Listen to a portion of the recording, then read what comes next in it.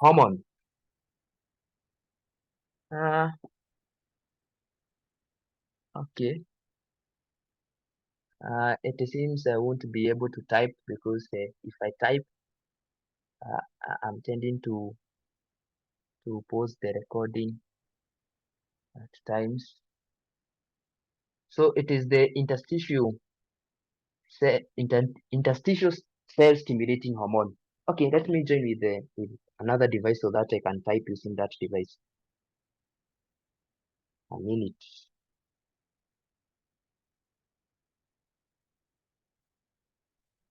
Okay, so it's usually abbreviated ICSH, interstitial cell stimulating hormone, because it stimulates the interstitial cells of Leydig to produce testosterone.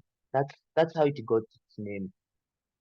I know you've seen books saying that luteinizing hormone in males stimulates the Leydig cells to produce testosterone. Okay, because of that idea, okay, that is why. Sorry for that.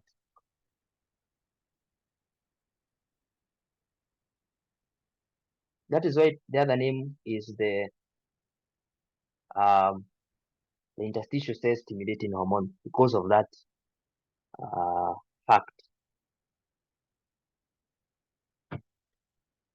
So let me just type the name. So it is the interstitial cell stimulating hormone. Great. So let us continue.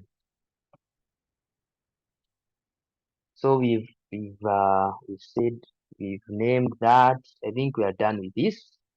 So please, this is the adrenal hypothesis or the past studies, to be specific. I know it has confused some of you, but I hope next time it won't. Good.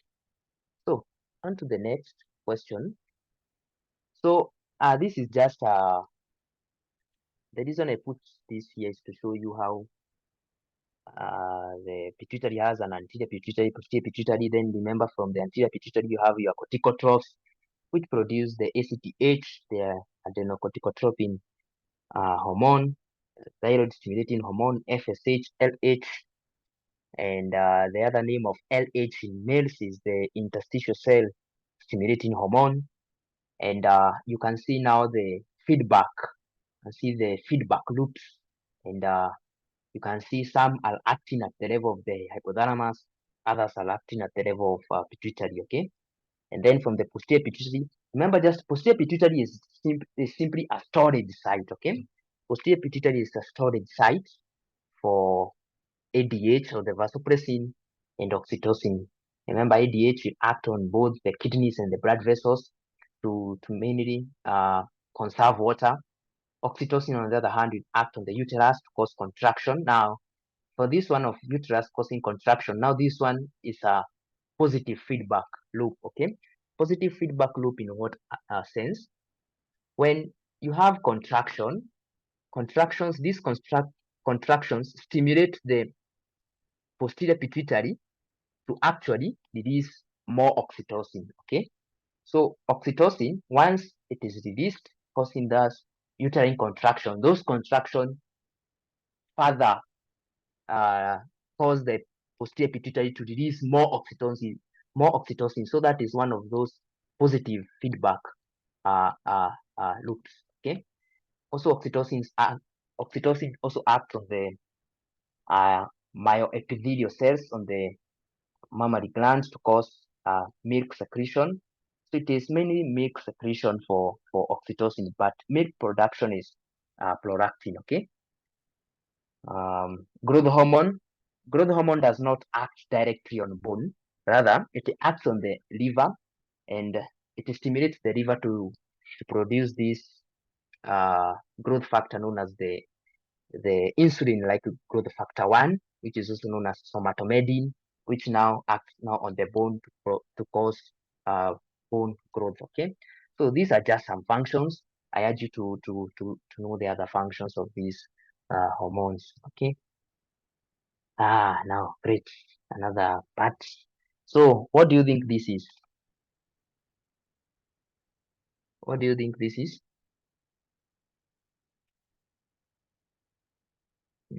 Guys, what do you think this is?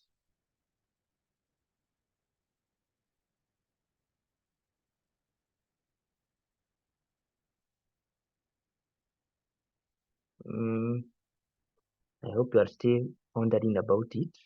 What do you think this is?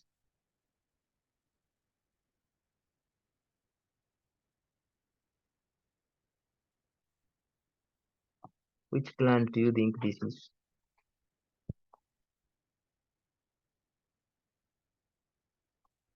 Okay, it seems this one. Anyone, anyone who wants to try which tissue they think this is? Uh, Martin is saying medulla of adrenal medulla. Okay, pancreas, testes. Uh, okay, good tries. Pancreas. Just try. Thank you, Curesha. Parathyroid, parathyroid. This is parathyroid. Thank you, Curesha, for knowing that. And the parathyroid, you can see we have these cells. We have those cells. Then we have these cells here. Those uh, deep, somehow they have a deep staining nuclei, and they are somehow basophilic. Okay, somehow purple. That's purple. And then we have other cells like these ones here, which are poorly staining, so they tend to be clear, and that's their name, the clear cells. Clear cells, literally, they are clear. So A, what is A? What is A? What is the cell type A? A is which cell type? Oxyphil. Good. These are the oxyphil cells, okay? Oxyphil cells. So what about this? I intended to point, don't know why the arrow disappeared, but D was pointed to these cells here, which are these which have a deeply staining nuclei. Which cells do you think those are? The chief cells. Okay, so these are the chief cells, and now it is the chief cells which produce the parathyroid hormone. Okay, the parathyroid hormone. What is B? Which cell type is B? B is which cell type? B, guys. B is which cell type?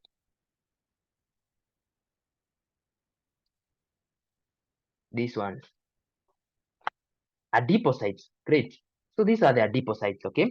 And the adipocytes tend to increase with age, okay? As one ages, the number of adipocytes in the parathyroids tends to increase. Now, oxyphil cells are mainly, they tend to increase in numbers during puberty, okay? Their function is largely unknown, and the reason they are this eosinophilic is because they are rich in mitochondria, okay? They have high numbers of mitochondria within them, okay? And C here, this C was intended to point the clear cells, uh, which are these cells which are literally clear, okay? Clear cells. So please remember the cell types in the parathyroid. So you have the oxyphil cells, the chief stroke principal cells, and the clear cells. Then can have some adipocytes infiltrating within the gland, okay? And then here you can see that we have some uh, stromal tissue. So this is a stroma. Remember, parathyroid is encapsulated, and then you can see the capsule here is sending in some septa of the trabeculae to actually lobulate the gland. So this uh, capsule or that stroma is the supporting framework of the parenchyma. So the parenchyma is now whatever you've been saying, the oxyphil cells, the clear cells, and the chief cells. Now, this capsule, as it sends in this trabecular and septa, the vessels and the nerves usually enter the gland using those uh, septa, okay, on the or the trabeculae, okay. So when asked to describe the histological organization of any gland, you first describe the stroma organization and then the parenchyma organization, okay. If it has a stroma, maybe it has a capsule, and this capsule is sending in the trabeculae to lobulate the organ, okay. Others have reticular fibers, the type 3 collagen, which acts as the supporting framework of the stroma, okay. And then the parenchyma, for the parenchyma, you describe the secretory portion, okay, the secretory portion, and if it has ducts for the exocrine, you describe the ductal system, okay. So what does parathyroid gland produce? It produces the parathyroid hormone, okay. And parathyroid hormone is one of those important hormones in life. Parathyroid hormone elevates serum calcium levels. You cannot live without a parathyroid. You need calcium. Calcium is one of those vital uh, uh, elements in the body. Okay, you need calcium. So parathyroid uh, elevates the serum calcium levels. Okay, we will discuss about another hormone which does the opposite, which now lowers the serum calcium levels. Okay, so we have stated the two cell types. So, and I've told you the role of parathyroid hormone. Please remember, it elevates the serum calcium levels, or it increases the levels of calcium within circulation. So what is the embryonic origin? What is the embryonic origin of the parathyroid? So you have a superior parathyroid, inferior parathyroid. So what they are asking you, what they need to know is to see, uh, uh, do you know from which pharyngeal pouches, where did this come from? So tell us, where did somebody, so that pouch, inferior parathyroid, okay, fourth pouch, superior. So please remember that. Okay, there is always the confusion where people think that since superior is above, it came from the third pouch. No, what? Just remember this cross sign where the one which comes from the third pouch, okay, the one which comes from, maybe I should reverse this. This should be reversed like that now. The one which comes from the third pouch is the inferior parathyroid, okay, and the one which comes from the fourth pouch is the superior parathyroid, okay. So please remember that, okay. And because you have introduced the concept of pharyngeal pouch, please review your anatomy of the pharyngeal apparatus, development of the structures of head and neck. Very, very important, very, very key.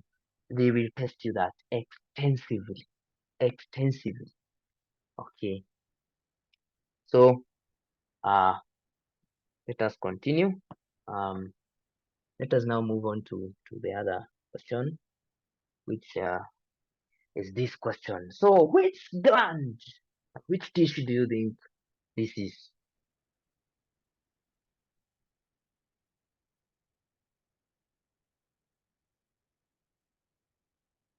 Okay, I'm waiting for your responses.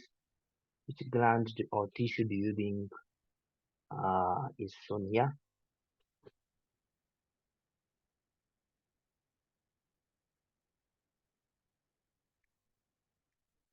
I can see Martin saying dorsal root ganglion. Jenny says the same.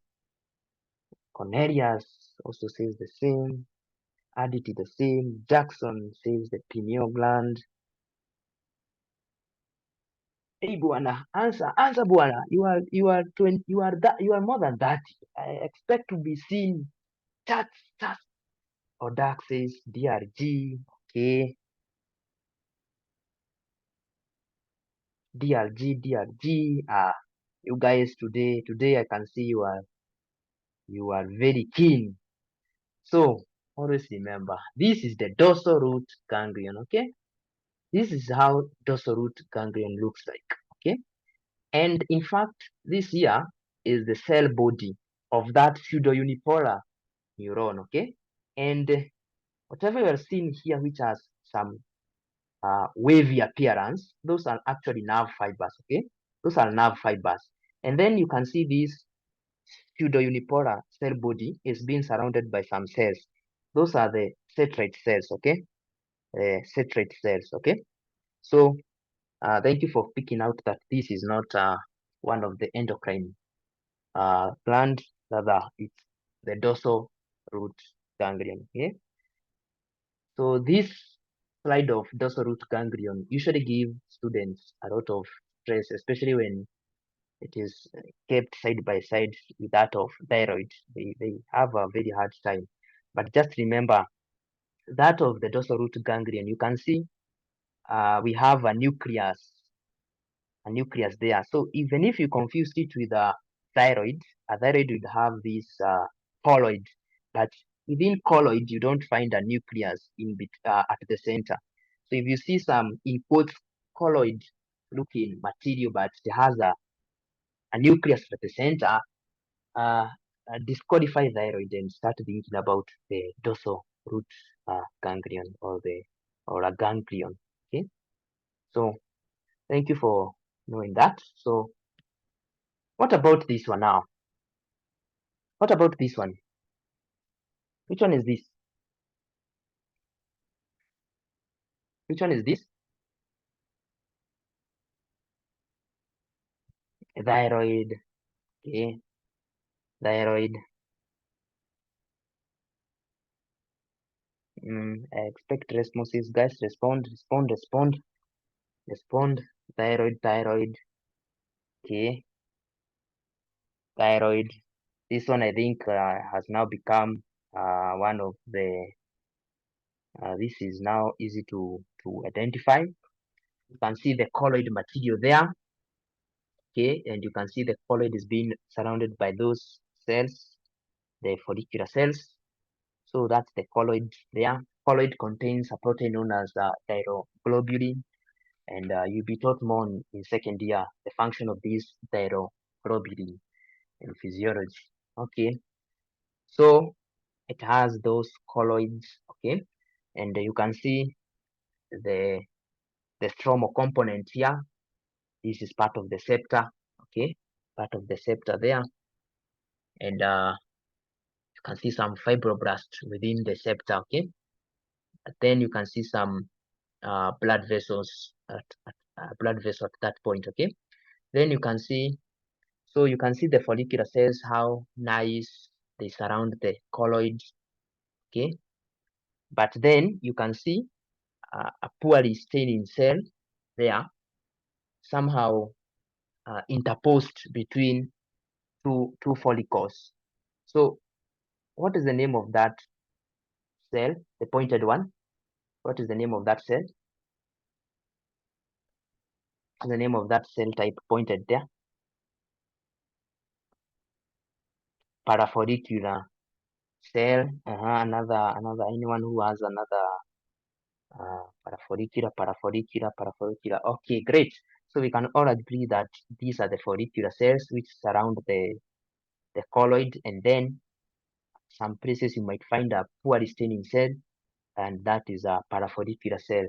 So which hormone is produced by that cell? Which hormone is produced by the parafollicular cell?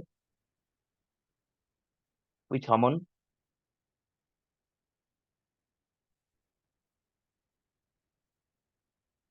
So calcitonin, thyrocalcitonin, great. Calcitonin. So calcitonin does the opposite of parathyroid. Parathyroid was elevating serum calcium levels. Calcitonin lowers. Okay, so that is what you need to know. Now, in terms of embryonic origin, so these follicular cells, what is the embryonic origin of the follicular cells? Where do the follicular cells come from? The follicular cells, where do they come from? Follicular nucleus cells, I will tend to not agree that nucleus cells, follicular cells. I'm asking follicular cells, not parafollicular. Follicular cells themselves. Follicular cells. Where do the follicular cells come from? Endodermal in origin. Yes, they are of endodermal origin. So they come from a structure known as the thyroglossal duct. Okay, The thyroglossal duct is a downgrowth from the root of the tongue. So from the root of the tongue, you get a downgrowth, which is the thyroglossal duct. And that thyroglossal duct is the one, the distal end of that thyroglossal duct is actually the one which proliferates to give you uh, the thyroid gland. So follicular cells come from the thyroglossal duct, which is of endodermal, right? It's endoderm. What about the parafollicular cells now? What about parafollicular cells? What about parafollicular cells? The ultimobranchial body. So the ultimobranchial body is invaded by the neurocrest cells. Okay. So ultimobranchial uh, body. Great. So with reasons, what is the physiological state of the gland? This gland at this stage. What is the physiological state? What is the physiological state?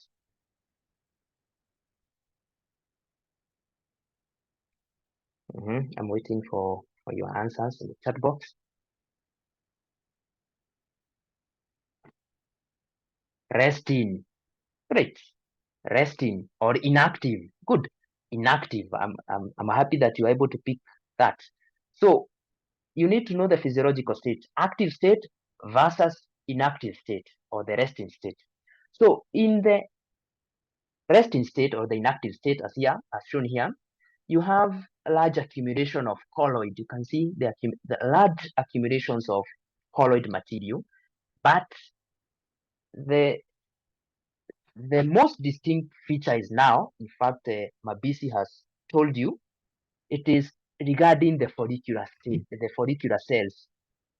In this case, you can see they are cuboidal cells. How have I known they are cuboidal? Just look at their nuclei. Their nuclei are spherical. If you see spherical nuclei, that cell is a cuboidal cell. So a simple cuboidal, okay? So once you see these follicular cells are simple cuboidal, that is the resting or the inactive state. What will be the difference now between this inactive and the active one? What difference do you expect? What difference do you expect in the active state? How would this look in the active state? One, the follicular cells will be columnar. Columnar. So in columnar, the columnar cells, their nuclei is oval. It's somehow ovoid. They are the height of the nucleus uh, is greater than their width. Okay. So cells will be columnar. Also, as Collins has told you, there will be minimal colloidal material. So the colloids will be minimal. Great. So you need to know those differences between active versus uh, uh, resting state. So when it comes to the regulation of the thyroid gland, I had told you that at the beginning. So I hope you understood at that point. So you should tell us how the hypothalamus stimulates the thyrotrophs in the anterior pituitary to release the thyroid stimulating hormone, which now stimulates the thyroid to release uh, the thyroxine and triiodothyronine. So thyroxine is T4, triiodothyronine is T3. Great. Okay. So now this one is one of those questions which I just put here to test uh, those guys who are very good in histology. So what is A? What is B? What is C?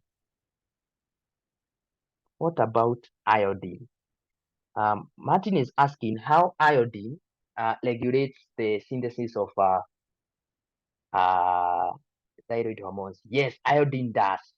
And this will now be the mainstay of the discussion in physiology of second year, where you'll be told um, that for a process known as organification of thyroglobulin, iodine is the dependent molecule. So when iodine is in excess, that organification is inhibited, and iodine is uh, when there is iodine deficiency, the organification process is actually uh, stimulated. So we have that effect. It is known as the wolf takeoff effect. That will be taught in second year physiology. Okay. When Martin, when you get to second year, I believe it is Dr. Wawero who will teach you that. Ask him. He will have a full 45 minutes describing to you just that effect, the wolf takeoff effect. Okay.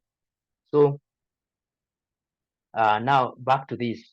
I hope you are looking at this. What is A? What is B? What is C? Let me try to write that wolf takeoff for those guys who want to wolf takeoff effect, and you can check it out.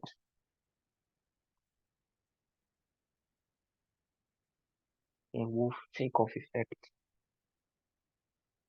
So Martin is saying A is parathyroid. Okay, guys. Who else? So Martin is saying A is parathyroid. Great. B is thyroid, according to Curation, which is correct actually. What about C?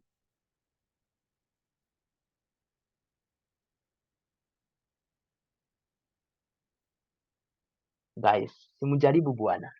Simply because I said I put it there to test you does not mean it is challenging. Give it a trial. So if A is parathyroid, B is thymus. Sorry, I told you the answer. A tumor. Martin is saying C is a tumor. So A is parathyroid. Ivan was very keen in class together with the addict. Okay, I told you that one. So A is parathyroid, B is uh, thyroid, C is the thymus actually. So maybe you've not been taught the thymus, but thymus has a cortex. You can see the outer dark staining part, that's the cortex. And then where C is, you can see the light staining part, that's the medulla, okay? So within that medulla, you have some structures known as the thymic corpuscles or the Herschel's corpuscles. So we will discuss more of the thymus later on, but I'm glad that you're able to pick out this is the thyroid, because you can see those follicles. This is now typical. This is a resting state. Okay, you can see how huge those colloids are, and this is the parathyroid. Okay, so why do you think this is happening? Can any one of you try to describe the anatomical basis of this? This does not occur normally, but why is it occurring in this case? Can someone try to describe how the hell uh, thymus came to be within the thyroid? How? How did that happen?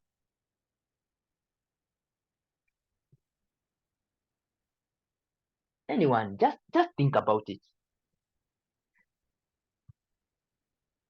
Just think about it. Interruption of migration. Mabisi has the point. So Mabisi tell us more. Thymus. The thymus comes from which pharyngeal pouch? So Aditi actually has told you. So Aditi has said there's improper descent of thymus along with the inferior parathyroid from the third pharyngeal pouch. Okay, great, great. So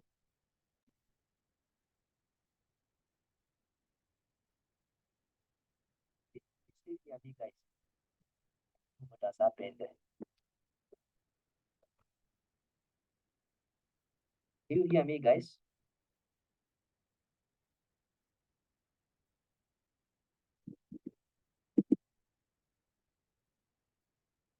Hello, am I audible? Barely. Yes, yes. That's Martin. Martin, am I audible from your end?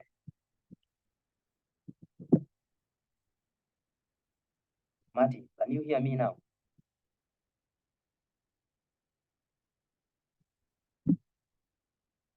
Yes, but not like before. Yes, yes, it's my pods have disconnected from the system. Let me try to connect that. Just give me minute or so.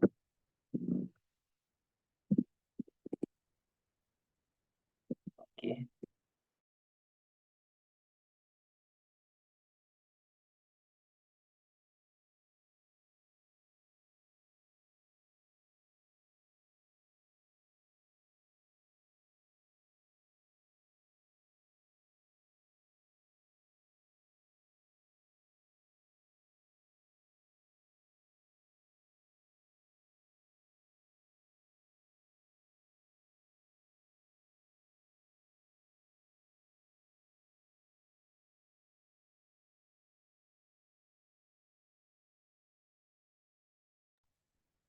What about now? Am I better?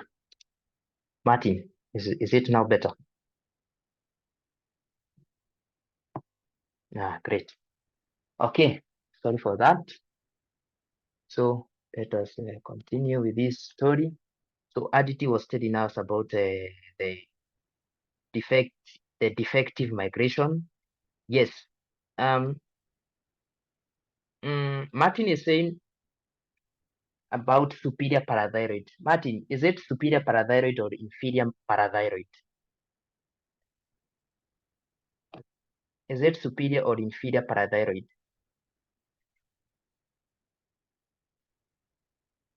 Martin, from which pouch? Okay, let us say this. From which pouch? From which pharyngeal pouch uh does the what? Does the thymus develop from? From which pharyngeal pouch? Is it third or fourth? Because that will answer this question. Third. So if it's from the third, it is the inferior parathyroid. Okay. So inferior parathyroid. So in this case, there was uh, a defective migration of the thymus. Ideally, the thymus, you expect to find the thymus in the anterior or superior mediastinum, but not here, okay? In some cases, you might find parathyroid in the mediastinum, and that will tell you now, in this case, parathyroid migrated together with the thymus and it did not move to its position on the inferior pole of the dorsal surface of the thyroid gland, okay?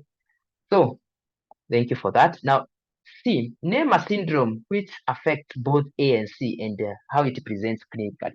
So, which symptom or which syndrome do you expect? Which syndrome do you expect to affect both A and C?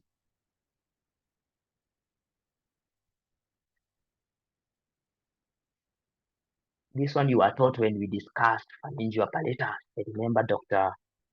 Thank you, Martin. DiGeorge syndrome. You were taught by Dr. Mandela. She said it. DiGeorge syndrome. Okay. DiGeorge syndrome. The other name of DiGeorge syndrome is the uh, velocardial syndrome. Okay, velocardial syndrome. Okay, because it affects the face also. It also affects the heart and also affects the nervous system. Okay, it is actually caused. It is a mutation of a chromosome, the chromosome number 22. So the way it presents clinically, the ones which you can pick out from this case. So what would happen if I don't Uh, so in DiGeorge syndrome, there'll be underdevelopment of parathyroid and thymus, or no development at all.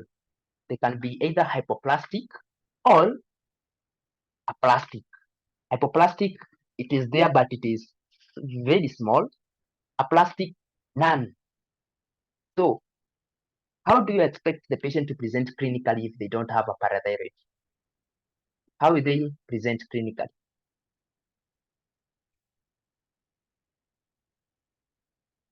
Guys, it's just a matter of thinking. If I don't have parathyroid hormone, how will I present? How will my serum calcium levels be? Weak muscles can be, yes, weak muscles because you need calcium. Weak bones, uh, okay. Yes, weak bones because you cannot. Parathyroid usually stimulate absorption of calcium, so yeah. But in terms of calcium, you have low serum calcium level. Okay, low serum calcium level.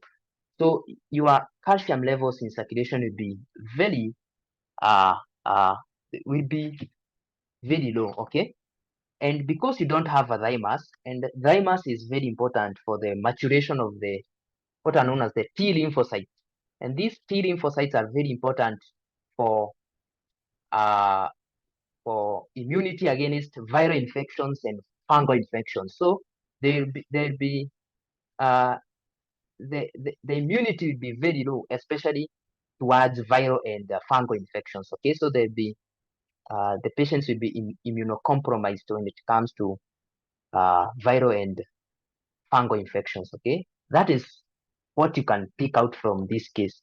For the case of the other, it is a syndrome, so it has other manifestation. Other manifestation, because I told you the other name which I put in the chat box is the velocardiofacial. So in the cardiac system, it will cause one uh, uh, uh, manifestation which is known as the tetralogy of Fallot. You'll be taught that hopefully this week. Yeah, tetralogy of Fallot, TOF, very important that one. In the face, there will be a cleft palate and lip. Okay. In the nervous system, these uh, patients present with both autism, so the autism spectrum disorder, and they also present with the ADHD, the attention deficit hyperactivity uh, defect, or the ADHD. So those are just some manifestations of this syndrome. But the ones you can pick out easily from here, because you don't have a parathyroid, so how do you expect the serum calcium levels to be? And if you don't have thymus, your immunity, especially to viral and fungal infections, will be very poor. Uh-huh.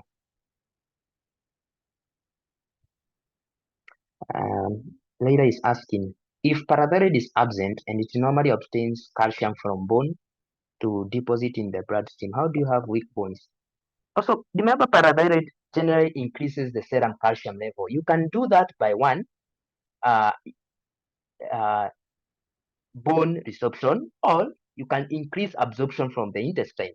Now, if you don't have parathyroids, uh, so your absorption of calcium from the intestine may be affected, but not largely, it as long as you have the vitamin D, the activated form of vitamin D. I believe calcium absorption will still be uh, okay, but I don't think, yeah, I don't think you have weak bones, but the serum calcium levels will be severely affected, will be very low. Okay, so this is just one of those slides which, if you're not, this is one of those slides the ones when I was in first year, ile tulikuwa tu tunaona inatupita tu. Hii ni ile ukiona na ujui, hii inakupita tu. So you can see how embryology and histology can be intertwined. How do you spare it? How do you spare what?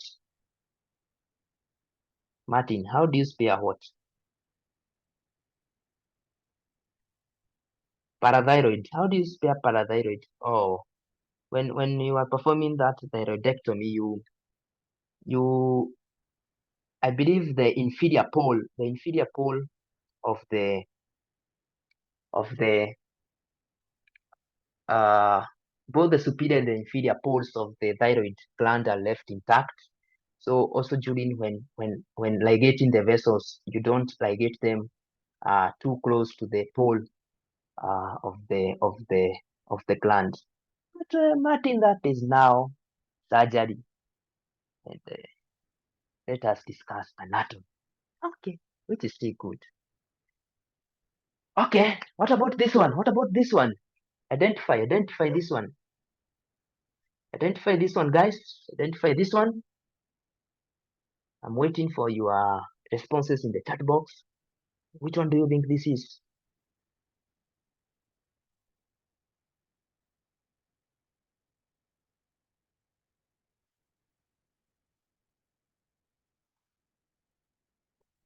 Jenny Estelinas pancreas, Martin submandibular, Leila submandibular, Aditi submandibular,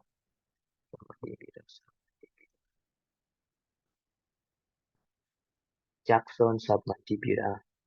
Guys, the other 30 also, guys. One. I want to see your comments. Comment. I need to see if you are in class one. What do you think this is?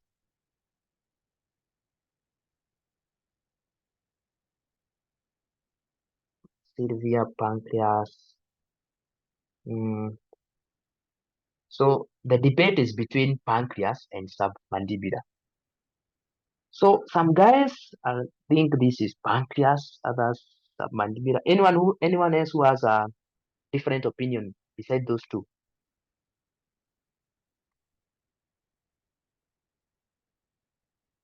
Cornelius is telling us mixed gland submandibular, and Cornelius is and others are correct. This is submandibular. Okay, this is submandibular.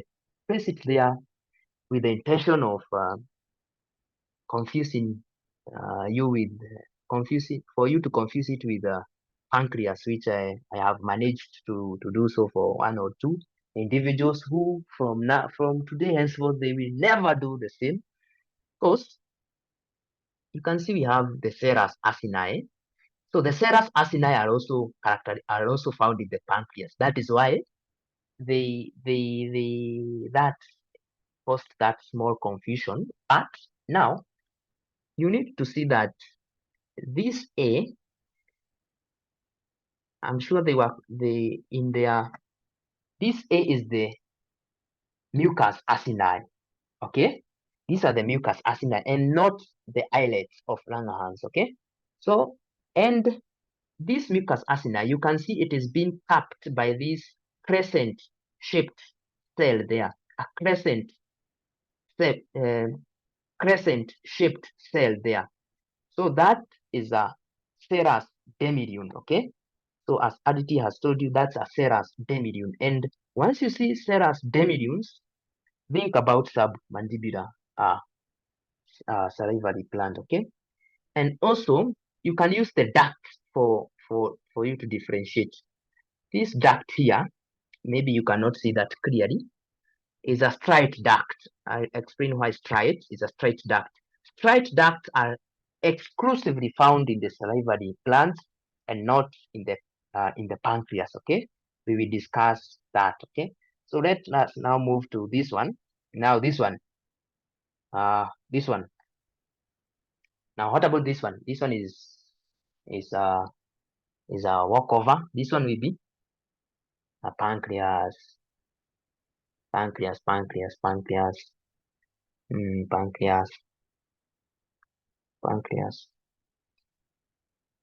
Anyone who has differing, anyone.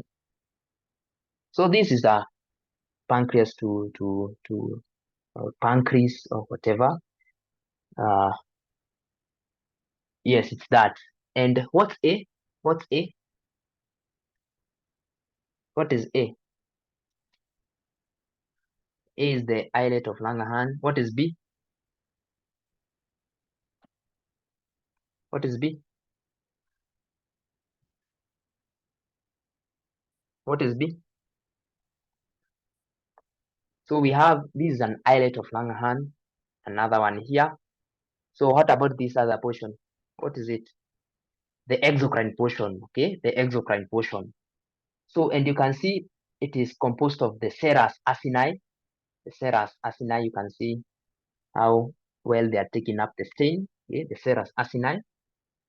And if you look at this one here, you can see we have some cells at the periphery, okay? So those are the acini cells. And then you can see whenever I've placed the pointer, you have a central acinar cell. So you've seen the central acinar cell there. Okay.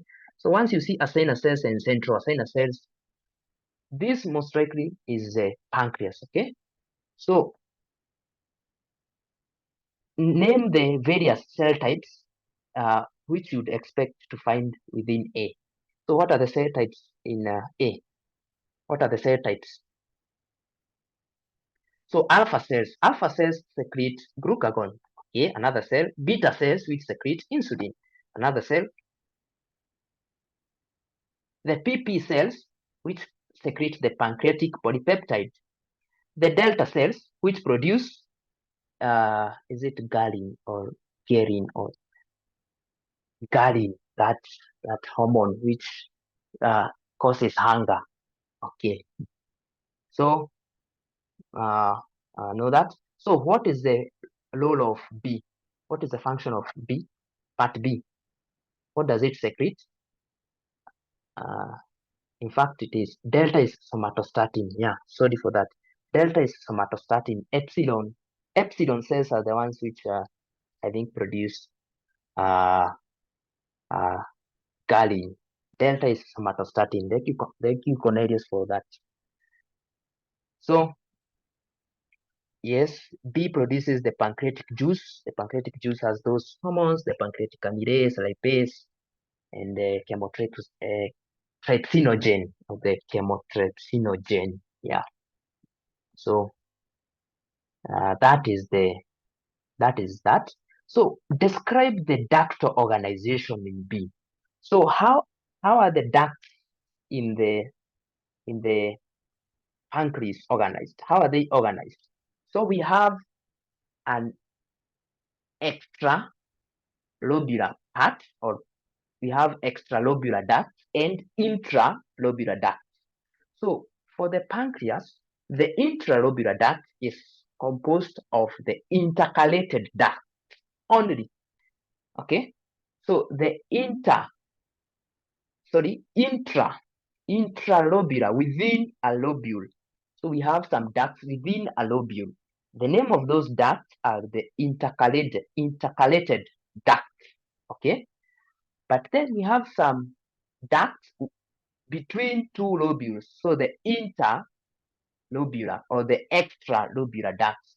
So these are now the secretory ducts. Okay, so you need to know how the ductal. You need to understand the ductal system of both the pancreas, especially the exocrine pancreas, and the salivary gland. We discuss more of that when we get to the exocrine part. Okay, so here we are. What do you think this? Pancreas and salivary duct system are the same. Aditi says that. Ah, they are not. They are not. And I will tell you the differences when we get there. Okay, Mabisi is telling us that yes, the assigner also when it comes to the assigner system, that of the pancreas and that of the salivary glands differs. We will get there. So I can see adrenal cortex, adrenal, adrenal, adrenal. Anyone else who thinks this isn't adrenal? Adrenal. The other name of adrenal. Adrenal. The other name.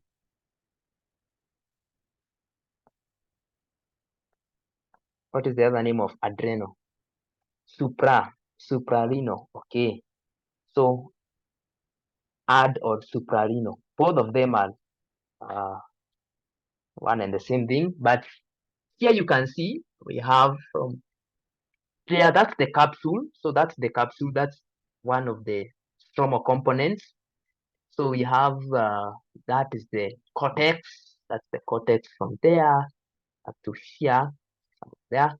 And then this is the corticomedullary junction somewhere there. And now this is the adrenal medulla, okay? And then within the adrenal medulla, you can see some vessels there, the medullary veins, okay? So what is A? What is A? What is A? Pass. Wow. Mabisi. Let me have a discussion with Mabisi. Mabisi, is it pars glomerulosa or zona glomerulosa? I see she has already corrected that. So it's the zona glomerulosa, okay? So zona glomerulosa, you can see that the cells within there are in clusters, okay? You can see some cells in clusters, okay? So that's the zona glomerulosa, and Hope has told us that it produces uh, mineralocorticoids with aldosterone being the main one, okay? So when it comes to the story regarding aldosterone, I urge you to know how the release of aldosterone is regulated. This is still this will be taught mainly in the second year work physiology, where you'll be taught about the renin, angiotensin, aldosterone system, the RAS system. That system is very important, and it is one which regulates secretions from the zona glomerulosa. And then B, you can see within B, we have some cells which are now in cords, okay, in cords, these ones, longitudinal cords, those ones. What is B? Zona fasciculata. Great, zona fasciculata. So zona fasciculata produces now your glucocorticoids, with the main glucocorticoid in man being cortisol. Okay, cortisol. So cortisol is the stress hormone, and now it is the secretions from the zona fasciculata are now influenced by the adenocorticotropic hormone, okay, the ACTH, okay. And then C, within C, I don't know if this is clear, but within C, you have some anastomotic network of cells, a network of cells. So that's the zona reticularis, okay. So when asked to describe them, the organization, so remember in the zona glomerulosa, the cells are in clusters. Those in fasciculata somehow occur in longitudinal cords. Those in the reticularis, it's like a reticular, uh, like those reticular fibers, those branching anastomosin, okay? So we have some anastomosin connections between these cells, okay? And what does it produce? What does the zona reticularis produce? What does it produce? Mm, androgens, androgens. So the androgens, the androgens, okay? Adrenal androgens. So examples I can see, Mabisi has said one, androstenedione. Hope has said the it is dehydroepiandrostenedione, uh, dehydroepiandrostenedione.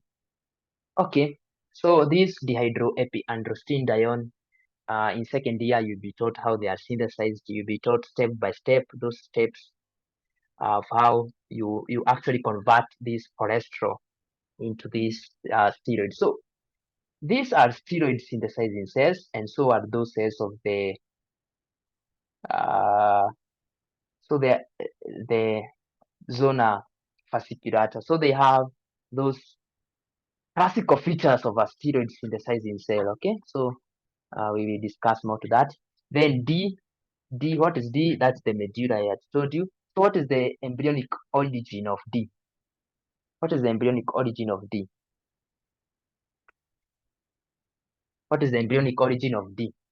Where does this medulla come from? Neurocrest cell. Thank you. What about the cortex? Where does the cortex come from? Where does the cortex come from? Where does the cortex come from? Let me see those guys who are very keen. The mesoderm. So which mesoderm? Endoderm. Endoderm, no. Mesoderm. But mesoderm is divided into three. Paraxial, intermediate, latropate. Intermediate mesoderm. Thank you. Amina, thank you very much. Intermediate mesoderm. So the intermediate mesoderm is the one which gives you the urogenital system. So urinary and the genital system. So that urinary system, the intermediate mesoderm we have a structure known as the steroidogenic ridge.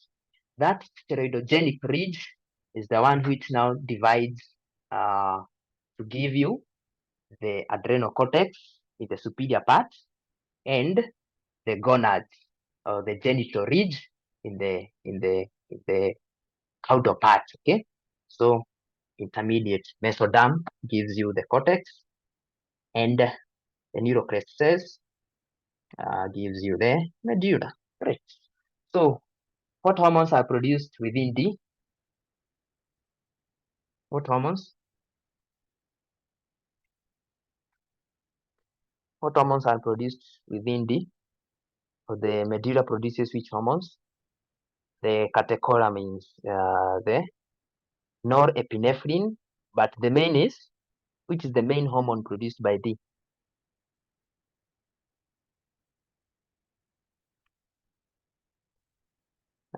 Corticosteroids, no. It's adrenaline, or what Cornelis is saying, epinephrine, okay? The main hormone produced by the medulla is the epinephrine or the adrenaline, okay? The main, okay?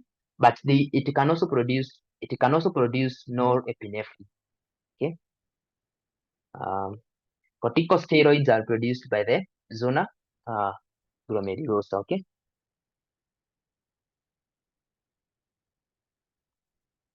Rather, what did I say? Zona fasciculata. Zona fasciculata is the one which produces the corticosteroids. Glomerulosa is mineralocorticoids, the aldosterone. Okay. Corticosteroids are simply those hormones, all of them which are produced by the adrenal cortex. Yeah, those are the corticosteroids. Okay. So, name two cell types found within D. Which cell types do you expect to find within D? Which cell types do you expect to find within D? Chromaffin cells. Okay, another one apart from chromaffin. Okay, chromaffin cells which actually produce those uh, catecholamines. What else? Which other cell type do you expect to find there?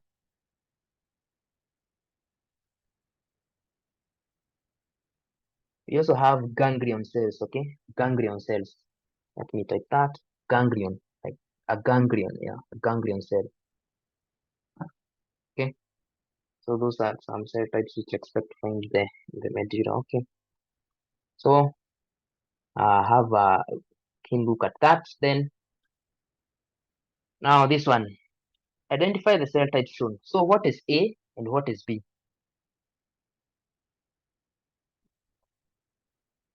What is A and what is B? Still part of the endocrine system. What is A? What is B? Um, Martin is saying A is adipocyte. So what about B? So the cell types shown here are the adipocytes. So what is A? What is B?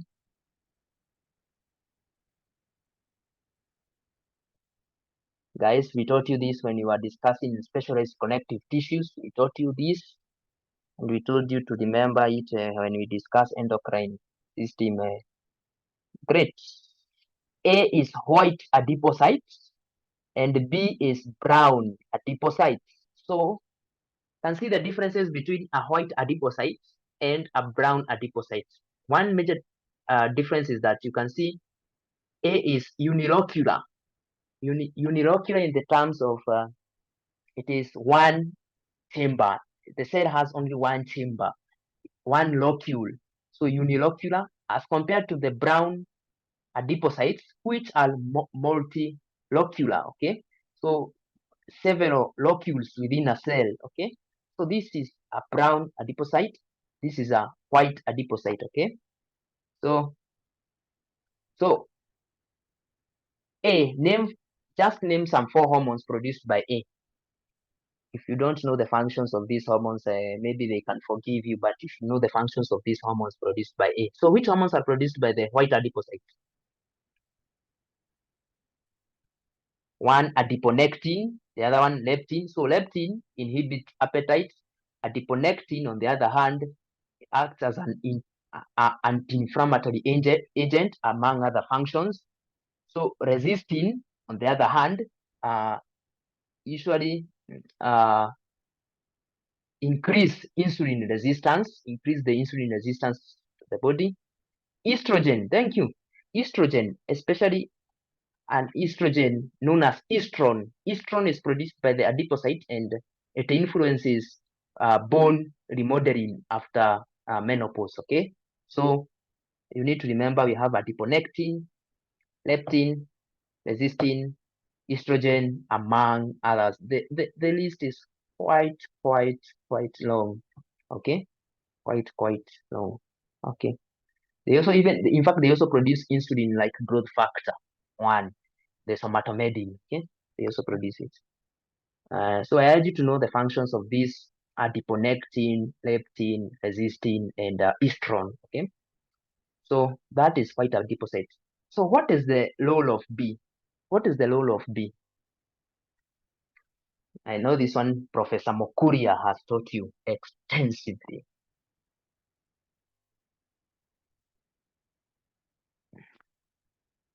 What is the role of B? Thermoregulation, body heat regulation, heat projection, thermoregulation, body heat regulation. I don't. Okay, you have the idea, but how does it regulate? How? Jenny is telling us heat production. Yeah, it's that. So they participate in what is known as non-shivering thermogenesis. Non-shivering thermogenesis. Okay, I know you've been taught this by Prof. Mukuria. Remember, your body can generate heat by you shivering. When you shiver, your muscles produce heat because of that rhythmic contraction and relaxation. They can produce heat from that. But trust me, you will never see an infant shivering. Never will you see an infant shivering. But that does not mean they don't produce heat. They do. And this is what is known as non-shivering thermogenesis. So non-shivering thermogenesis. So how are the brown adipocytes adapted for that function? How are they adapted for that function? How are they adapted for that function? You are taught this by Prof. Mokuri if you've been keen. So Mabisi has the idea, presence of mitochondria. So they have mitochondria. But what within the mitochondria makes them to produce heat? So Mabisi, okay. So what within the mitochondria is making these adipocytes to produce heat and not ATP? Electron transport chain, the protein in mitochondria. Yes, Jackson. What is the name of that protein? Jackson, what is the name of that protein? Yes, it's a protein in mitochondria.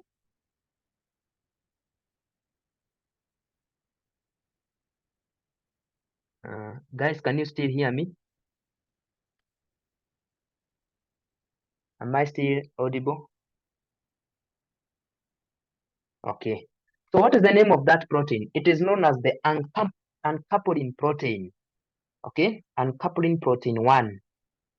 Uncoupling protein 1, which has another name, thermogenin. Okay, thermogenin.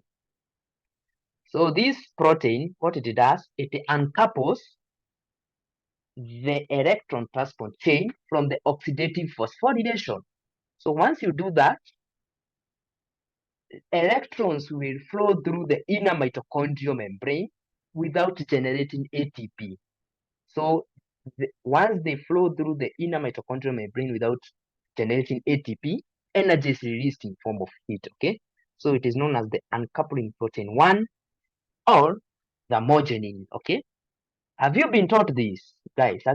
Has Dr. Mukuya taught you about electron transport chain and the oxidative phosphorylation? Have you been taught that?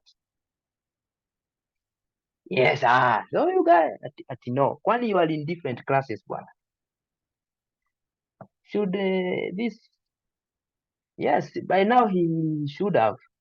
Yeah, by now this is second semester. He should have been taught that. So I urge you to please go and that electron transport chain. Those were they four complexes, and how those electrons flow from complex one until to complex is it four? Yeah, just find out where the mogenin uncouples. Where does it act upon?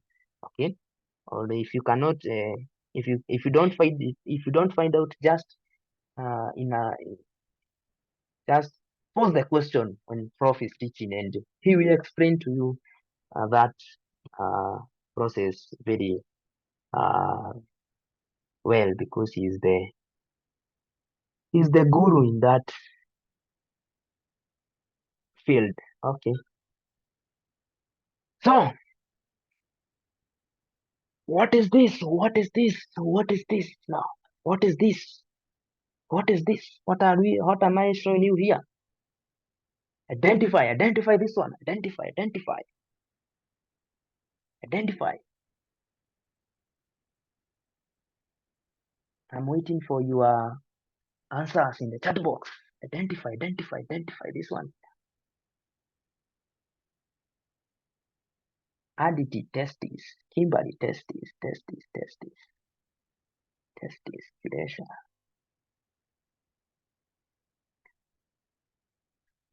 Martin, seminiferous tubules,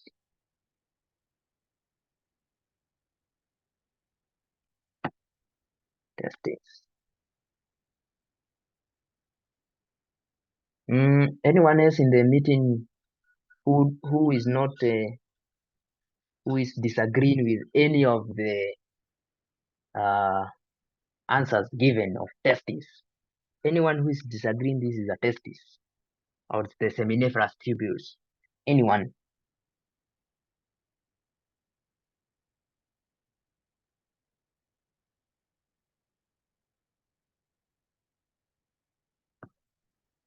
Anyone?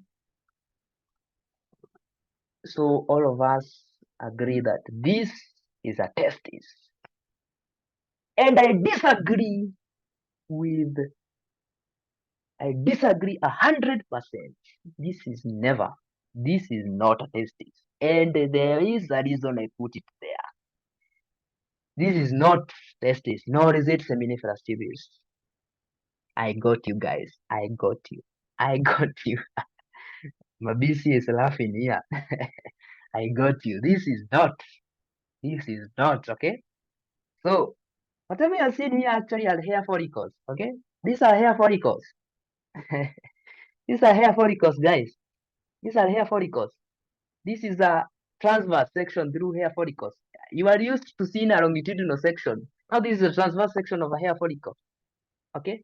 In fact, if you observe this one here, you can see the hair shaft in there, and then the hair shaft you can see it being surrounded by the uh, those those layers, the Henleys and the Huxleys layers, the inner and the outer hair shaft, and the glassy membrane here at the outside. The glassy membrane is actually this is the dermis of the scalp.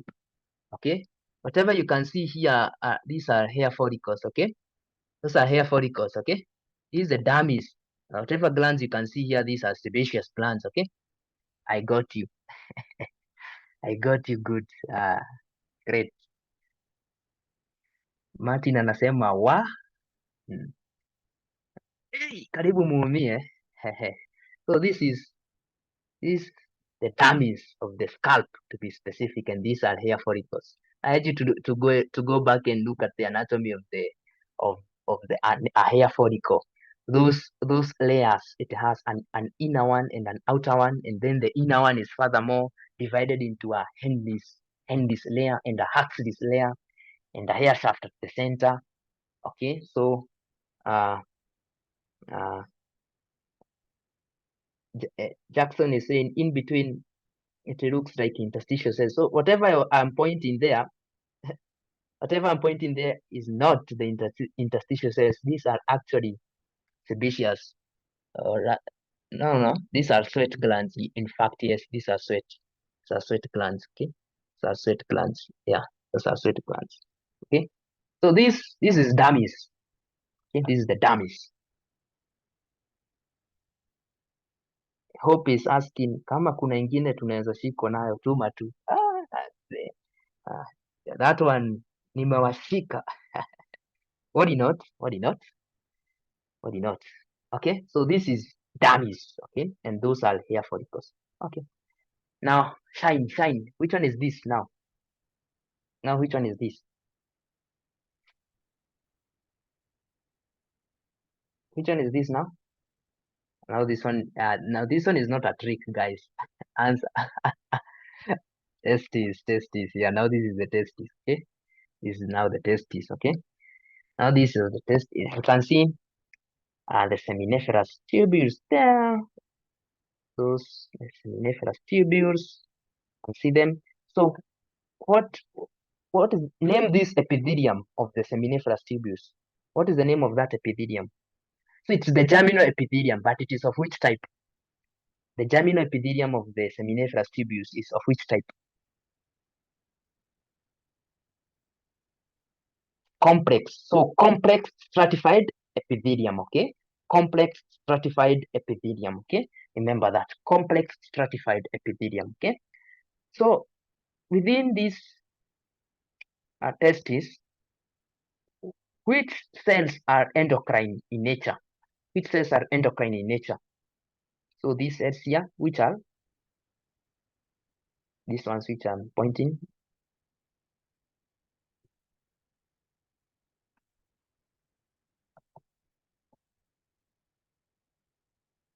Guys, which cells are these? It's not a trick. It's not a trick, guys. Now these are the interstitial cells of Leydig, okay? You can see them. These are the interstitial cells of Leydig, okay? Or the Leydig cells. They produce now the testosterone. Which other cell in the testis is endocrine? Has an endocrine function. Which other cell?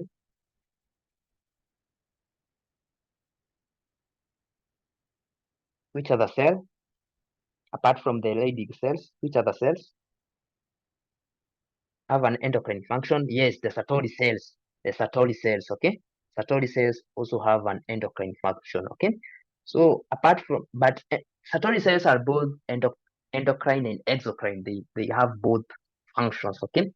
So uh, Satori cells are mainly important during development of the gonads and the development of the male reproductive system. They usually produce a factor known as the Mullerian inhibiting factor, MIF, Mullerian inhibiting factor, which inhibits the development of the Mullerian ducts and promotes development of what are known as the Wolffian ducts. So if you inhibit Mullerian ducts are ideally what give you the female internal genitalia.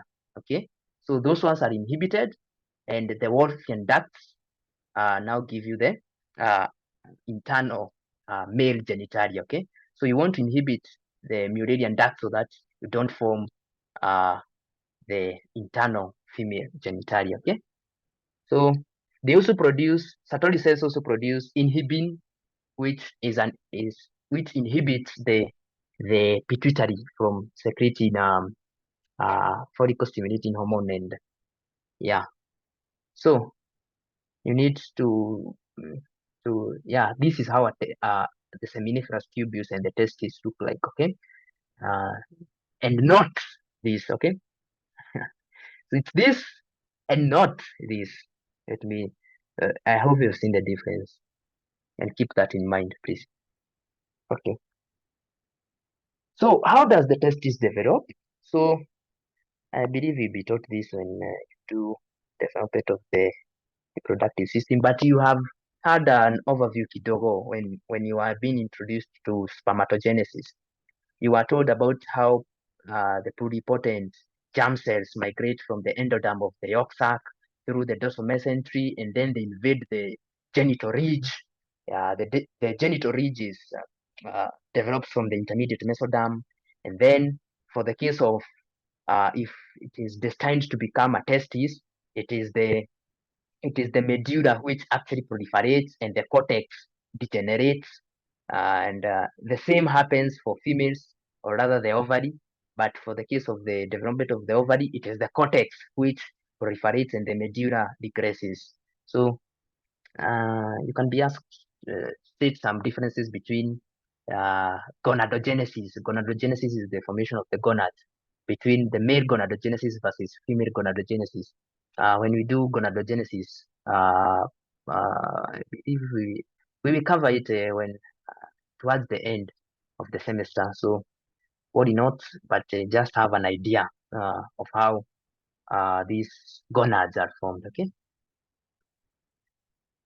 Now this is one of those uh, questions which I now leave you to answer. This is one of the basics. Name, identify now, identify. Graphian follicle, Graphian follicle. Okay, so Graphian follicle it is. So what about A, B, C, D, E, F? Just type one to type A, others to type B, others C, others F, others E, instead of waiting one person to type all of them. So A is the follicular antrum. What about B now? Enough of A. What of B?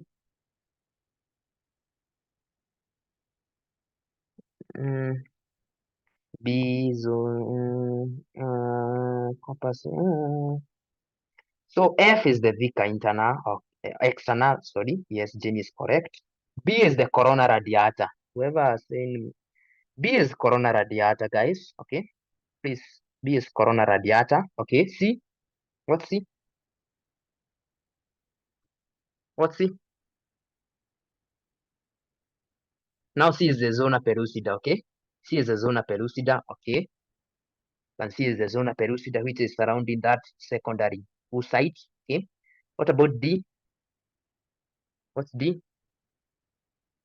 D epithelial cells. Yes, which epithelial cells?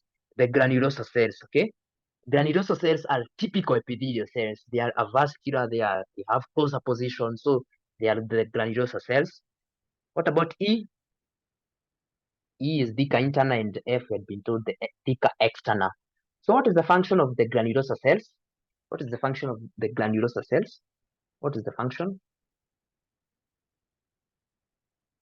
What is the function of the granulosa cells? The board D.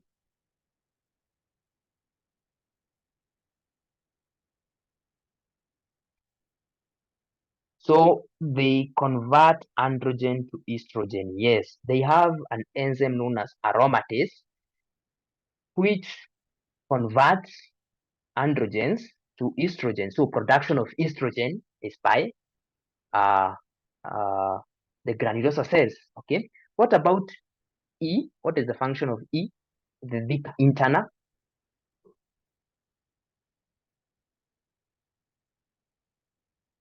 What is the function of Zika interna? Production of androgen. Great. So Zika interna, they secrete androgen. So Zika interna, what they do is that they take up cholesterol from circulation, and then they convert this cholesterol to androgens, and then they secrete these androgens to the granulosa cells, and these granulosa cells convert now the androgen to estrogen. Okay, so the Zika interna secrete androgens, and these androgens are taken up by the granulosa cells, which now convert them to estrogens. Okay. So development of the organ, just as I had said, intermediate mesoderm forms a genital ridge. Genital ridge innervated by the pluripotent germ cells, which originate from the endoderm of the yolk sac. And remember the pathway, they must pass through the dorsal mesentery. And then remember the congenital anomalies associated with misdirection of these pluripotent germ cells, the teratomas. Then once they invade this genital ridge, then the cortex will now develop. For the case of the ovary and the medulla will regress. So the sex codes. We have what are known as the sex codes. Sex codes will develop in the cortex for the case of the ovary, but for the case of testes, the sex codes will proliferate within the medulla. Okay. So functions of zona pellucida. There are more than 10 functions of the zona pellucida. More than 10. Okay. So think about polyspermy. Think about sperm specificity. Yeah, that is why a cat cannot fertilize an ovum from a dog. Okay. Think about protection of the oocyte, as Kimberly has told you. Another function. Think about the zona reaction. Okay. Think about uh, what is what is the other function of zona uh, of rather the zona pellucida. Think about the process of implantation.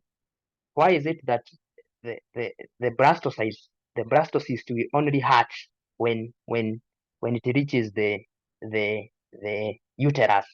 Okay, so it prevents ectopic pregnancy. Yeah, so those are the ideas of. You need to know at least 5 functions of the zona pellucida. They can ask you in an oral exam or in an essay exam or whatever they might ask you. Okay.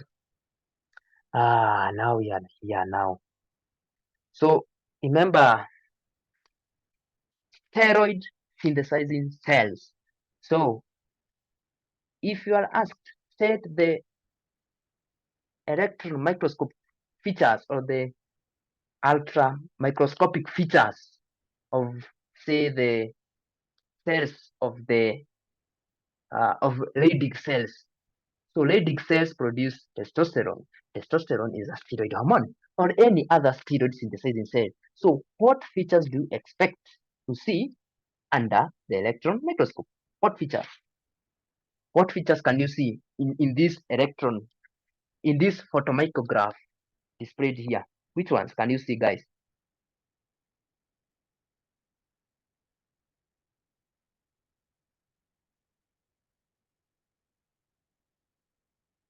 Which one can you see, guys?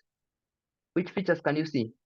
Numerous mitochondria. So in both steroid synthesizing and protein synthesizing cells, both of them have mitochondria. But now the issue is now this mitochondria. What is the nature of this mitochondria?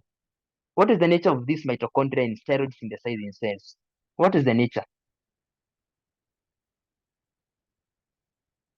So one here, see these are the mitochondria. That's a mitochondrion, another one there, another one there. Also this one, also this is a mitochondrion. Also this one. You can see the cisternae in them, those cisterna in them. So in steroid synthesizing, they are either spherical, as shown here, a spherical one, or they are ovoid, this one. So they are either uh, spherical or ovoid, okay? Another feature which you don't want to miss out in steroid synthesizing cells are these ones. Those those are liposomes or lipid droplets, okay? Lipid droplets, liposomes, okay? See them? That is characteristic of steroid synthesizing cells, okay? Another feature is this. See this nucleus here? It is a prominent, okay? So they have a prominent nuclei, okay? A prominent nuclei, okay? But there's no mention about a nucleolus being prominent. It is just the nucleus which is prominent, okay? So they have a prominent nuclei, and then they also, let me see. In fact, this is not a mitochondrion. This is a lysosome. This is a lysosome. These are the mitochondria. These ones which are either spherical down here near the basal side or near the nucleus. These are the mitochondria. But towards the apex, or rather the apical surface, have these cells. But these cells don't have surfaces, so let me not say apical. These are the lysosomes. See, these are the lysosomes. So the cell synthesizing cells also have abundant lysosomes. And then look at this insert. So this insert is a magnification of this region here, and it has been done that so that you can see you have these tubular structures, and these tubular structures, they don't have those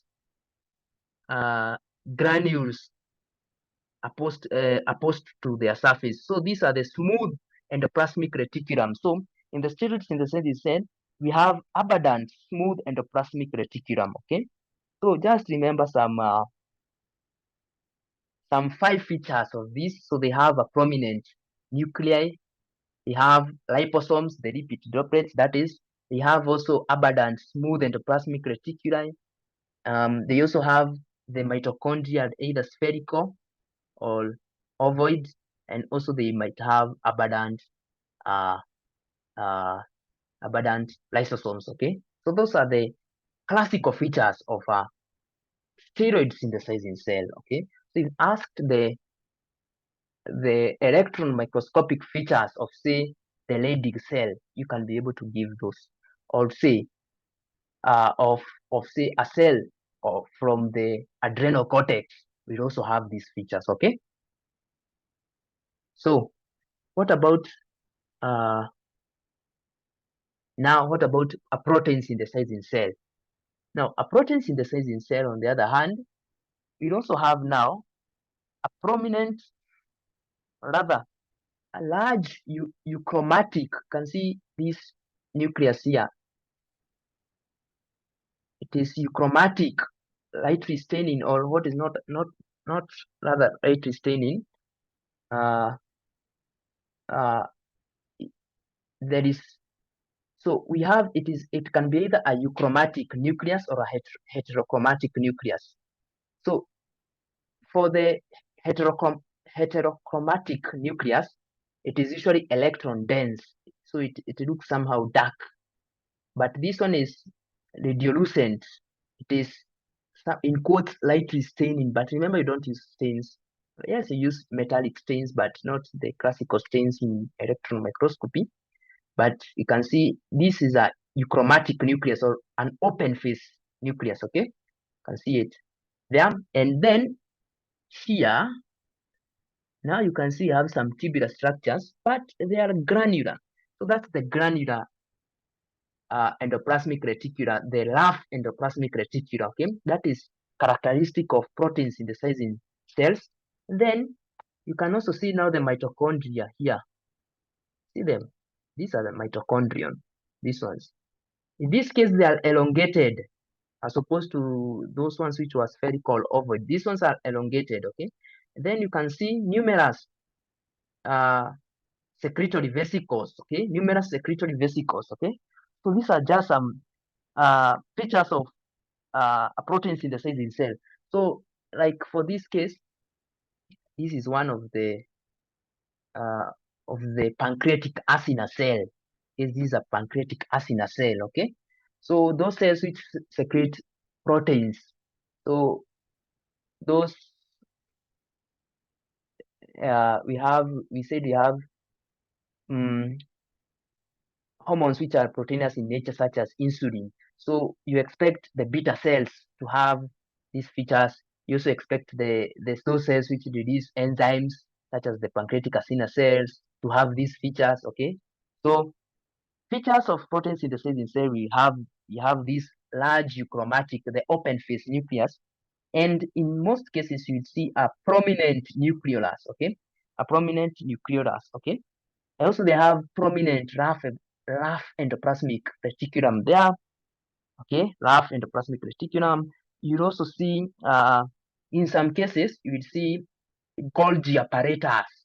You might see a Golgi apparatus just above or superior to the nucleus. That is what are known as the supranuclear Golgi apparatus. Are seen there. And then you also see these numerous elongated mitochondria and these numerous secretory vesicles. So these features of protein synthesizing and steroid synthesizing cells, They are in your Kimani's histology. Page number 11. Just take your Kimani's histology, page number 11. Please, please, please understand those features of protein synthesizing cells versus those of steroid synthesizing. Then use the Google images to see these features. How, what, yes, when I say prominent rough endoplasmic reticulum, what do I mean? See a rough endoplasmic reticulum under an electron microscope, and you will be able to pick that. If I say this is an ovoid mitochondrion, how is it different from an elongated one? How can I differentiate a lysosome from a mitochondria from a secretory vesicle under the electron microscopy? Now that is your assignment, and I hope you do that. So page 11, under the subtopic cell specialization, it is clearly illustrated. It clearly states those features of uh, protein synthesizing versus steroid synthesizing cells. Okay, so this here is just I put this here to show you.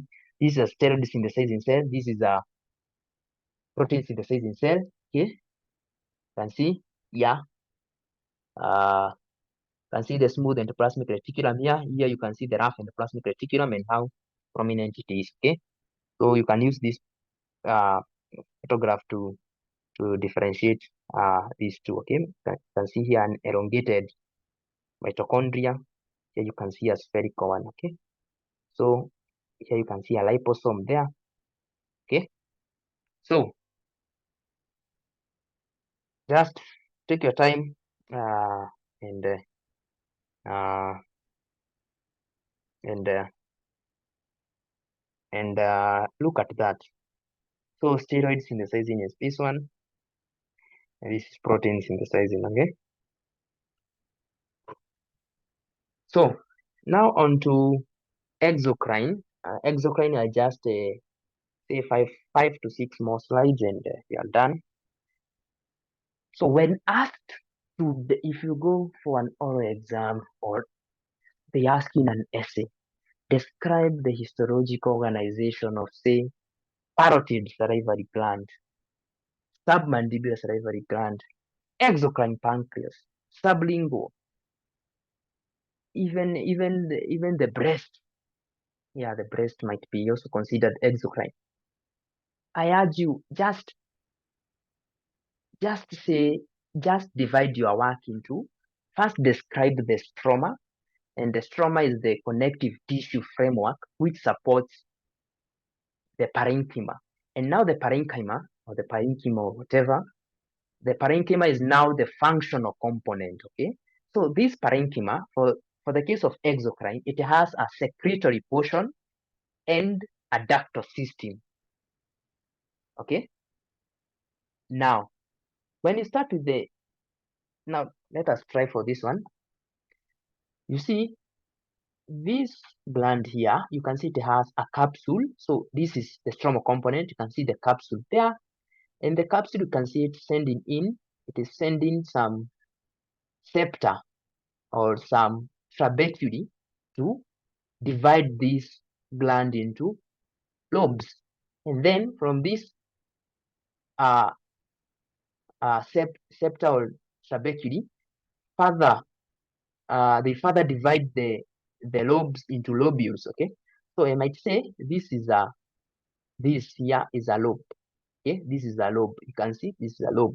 But within that lobe, you can see it is further divided into lobules. Okay, so what is the function of this framework? One, it is support. It supports the function, the parenchyma. Two, as it sends in vessels and nerves access the parenchyma using those stromal components. Okay, so you might find an artery here at the surface at the capsule. So it is sending in branches to supply the gland. Those vessels will run along with these septi, those trabeculae. Okay, so when it comes to the parenchyma, you now discuss the secretory portion, and the secretory portion can be either serous acinus mucus acini or seromucus.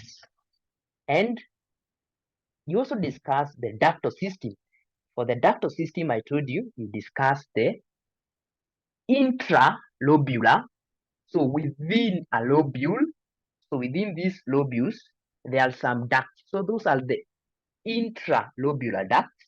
And then in between, like this one, you can see this is one lobule and this is another lobule. And then you can see a duct here. So that's an interlobular duct or the extralobular duct. So when it comes to these ducts within a lobule, for the case of salivary glands, it can either be an intercalated duct, which will drain now the acinus itself, and then the intercalated duct will now drain into a straight duct. So the intercalated duct and the straight duct are the intralobular ducts. And then many intralobular ducts drain into an interlobular duct, which will now finally many of these now extralobular ducts coalesce to form now to give you the secretory duct, the main duct of the gland. Okay, so that is how you describe the histology. Okay, you simply divide it. Okay, so a stromal component, a parenchymal component. Parenchyma has a secretory portion, and the ductal portion or the ductal system has both interlobular and intralobular ducts. Okay, so this is just what I'm saying. Like for the case of a salivary gland, you can see it has now this for this case. Let us discuss the parenchyma. You can see the parenchyma has a serous portion, which can be either serous acinus or a mucus acinus or a seromucus acinus. Okay. Then you can see draining an individual acinus is the intercalated duct. Okay, intercalated duct. Then many intercalated ducts join to give you the straight duct. These two are intralobular ducts. And then the straight duct continues to the interlobular duct. Great. We will see the functions of each. Then, for the case of pancreas, look at the case. Now, this is where whoever was saying that we don't have a difference between the ductal system of pancreas and the salivary gland. The difference is shown in this drawing very well. For the case of pancreas here, first of all, you can see the one difference is that we have acinus cells and centroacinus cells, okay? Centroacinus cells. But for the case of the intralobular duct, in the pancreas, the intralobular duct is only the intercalated duct. The pancreas does not have straight duct, okay? The pancreas does not have straighted duct. So it is the intercalated ducts which will drain directly into the interlobular duct or the extralobular duct. Okay, and then within the acinus, you can see this is an acinus, and you can see the acinus. For the case of salivary glands, they are surrounded by the myoepithelial cells. These myoepithelial cells are also absent in the pancreas. These are just some differences between a salivary gland and a pancreas. Okay, so I hope you pick that out. Okay, so you can just state some, say, 4 differences between, say, parotid salivary gland and the pancreas. So when it comes to acinus, both of them have serous acinus, but when it comes to the ductal system, the parotid has striated duct within the intralobular duct part, which are absent in the pancreas. Also, in the pancreas, you have the centroacinus cells, which are absent in the salivary, the parotid. The parotid has the myoepithelial cells, which line the acinus cells. So the myoepithelial cells are absent within the pancreas. So these are just some differences, which they might ask you to describe. Okay, so that's it for the exocrine. So let's get to the Q&A. Get to the question answer. Now, which one is this? I know you had gone you had fallen asleep. Wake up, wake up and answer this one.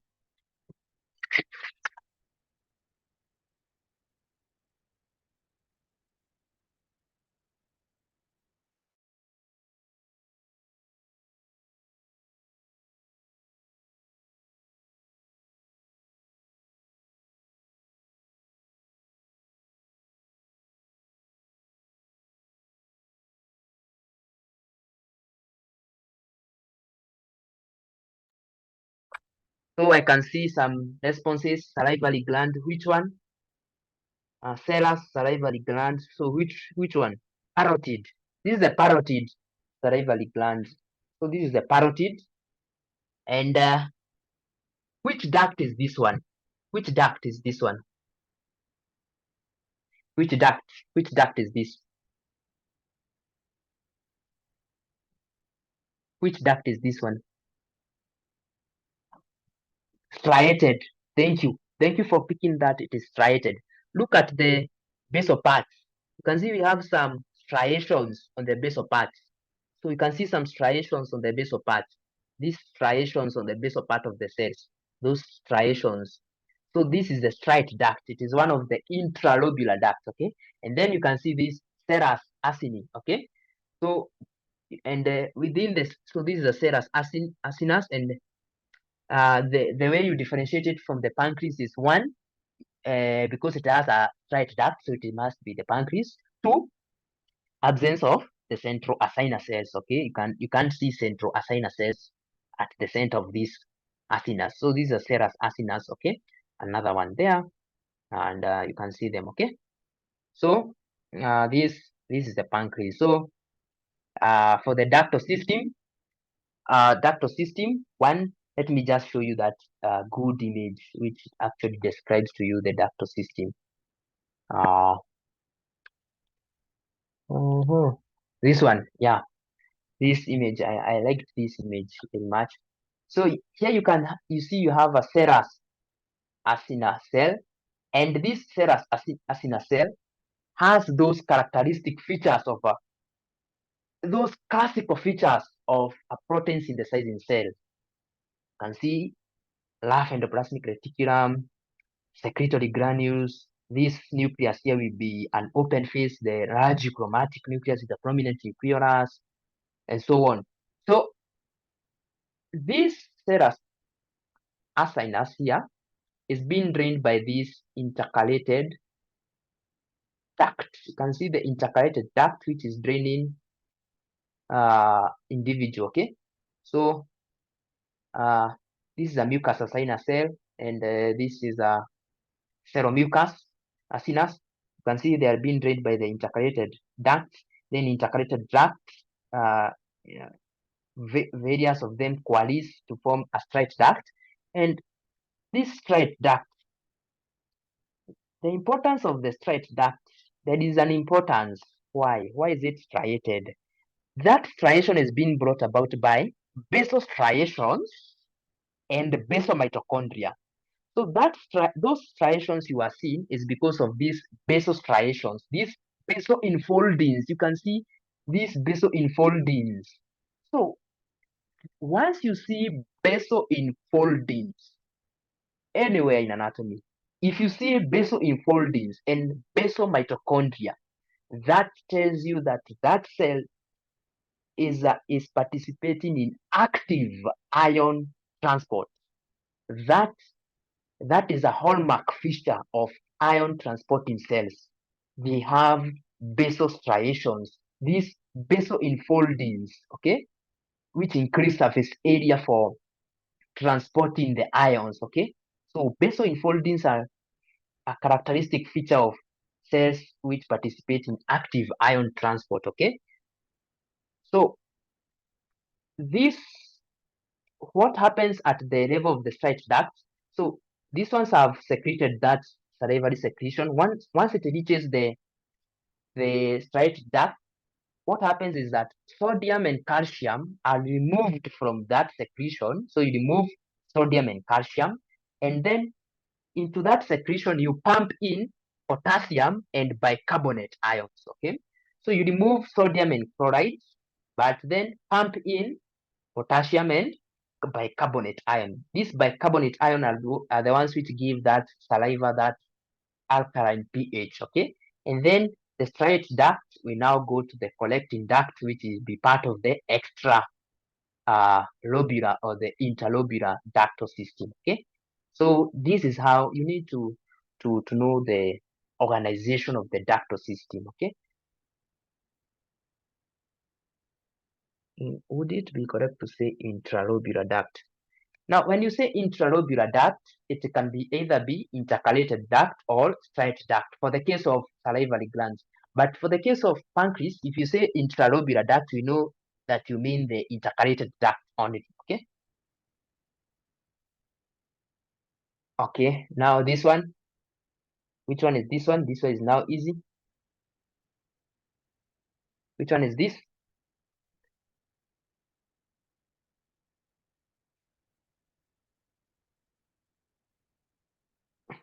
Guys, wake up, guys, wake up, wake up. Mm-hmm. Mm-hmm. Mm-hmm.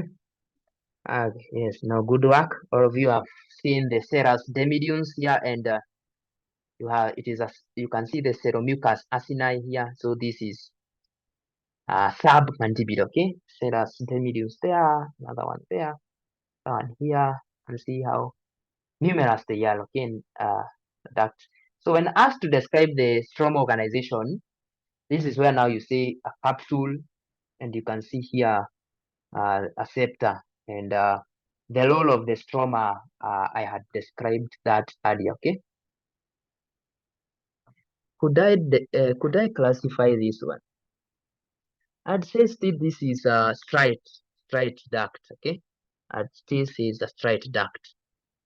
I don't know if I had an image. Maybe did I have a link? Maybe we can check out how an intercalated duct looks like later. Now this one. Which one is this one? Which one is this one, guys?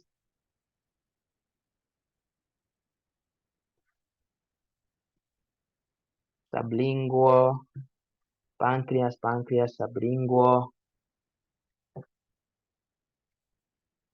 sublingual,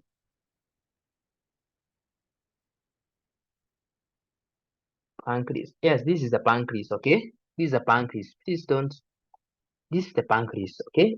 Here you can see the islet of Langerhans here.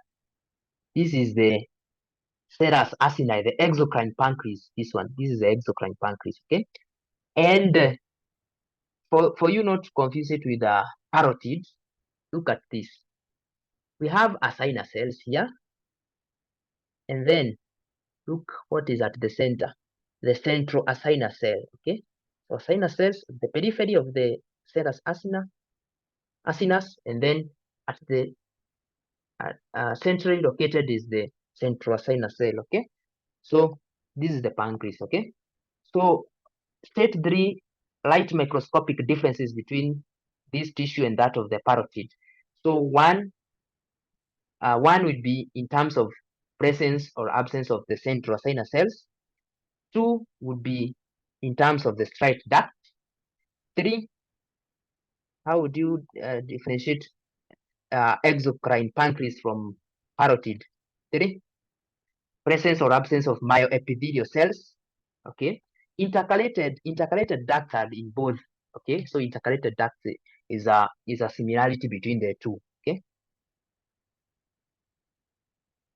so how else would you? Which other light microscopic features would you? Mm,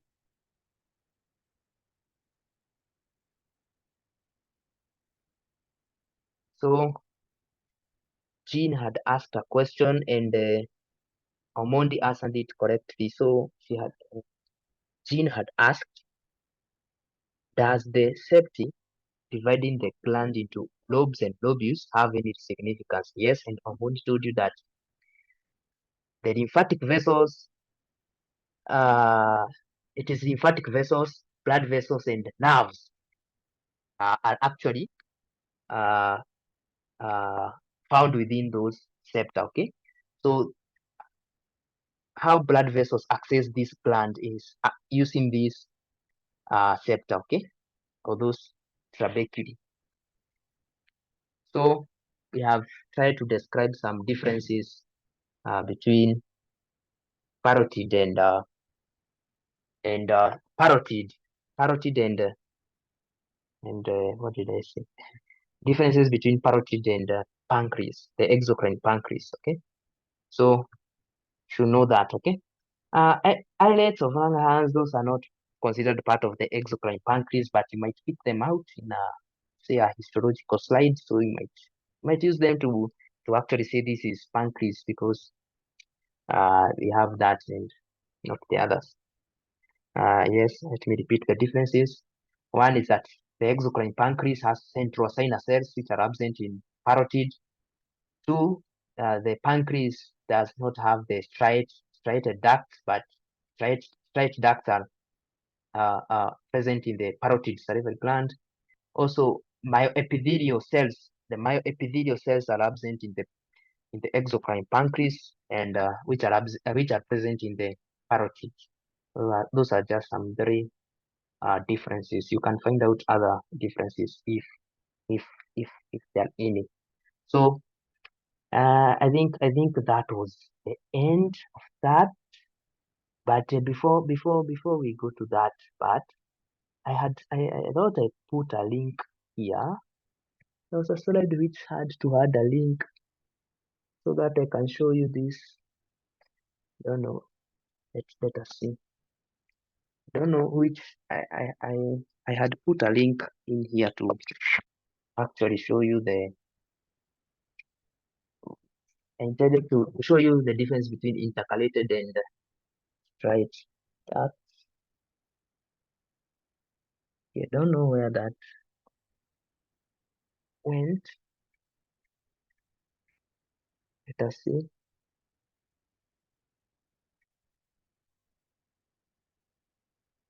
Uh-huh. Uh-huh. Let us see. I don't think I put it here. So what I'll do is that I'll stop sharing and then we will go to that histology guide website and maybe we can see one or two differences between the two. So okay, let us do that and then come here.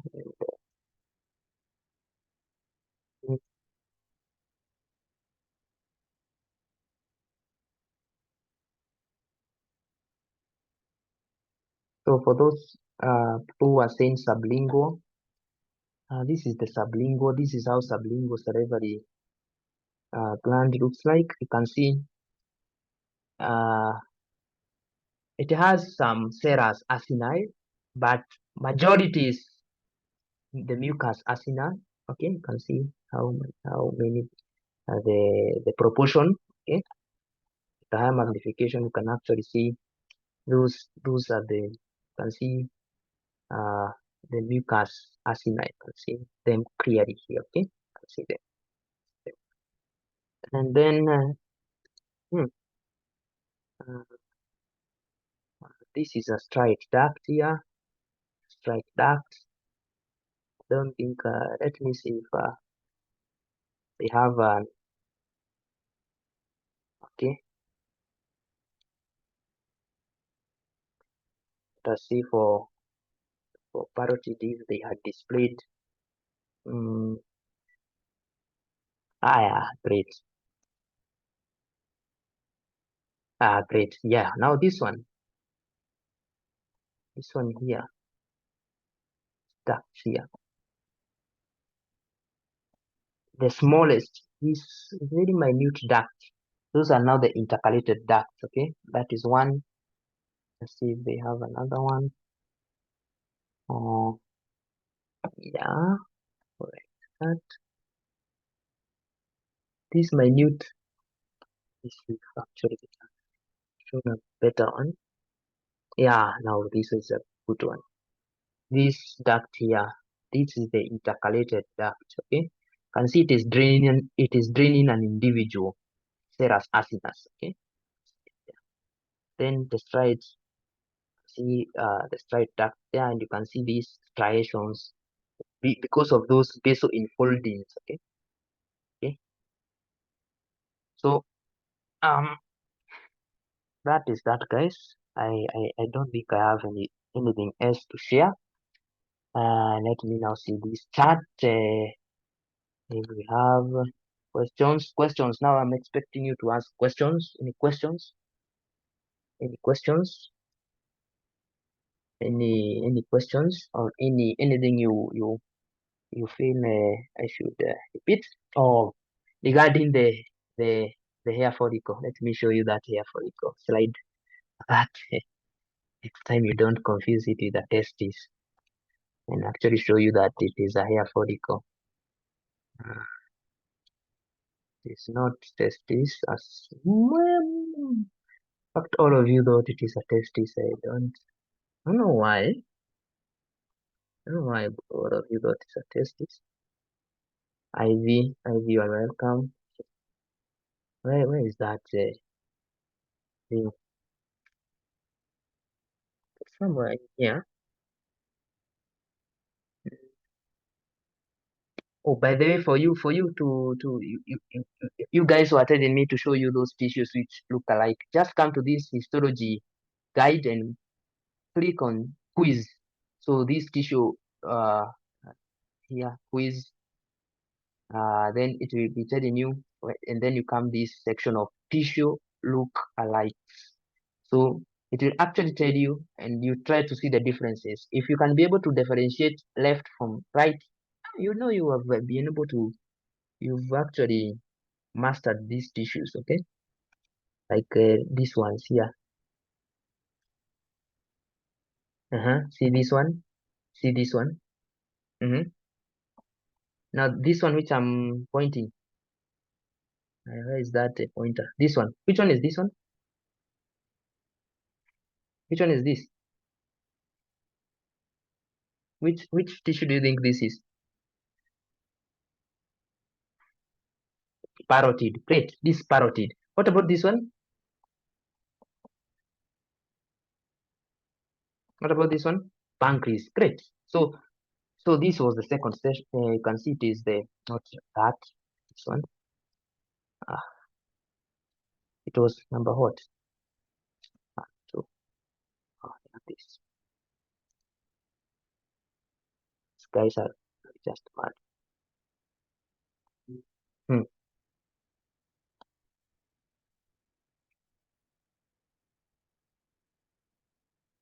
Hmm. Hmm. Interesting. Both of them are pancreas, guys. Interesting.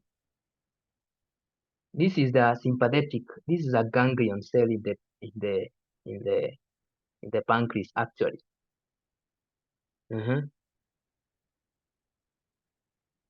As you can see, that is how they look alike. That's how they look alike, and so okay. So where was that of? I was to show you the.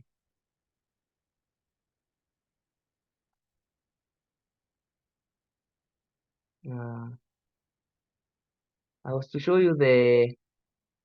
I was to show you the.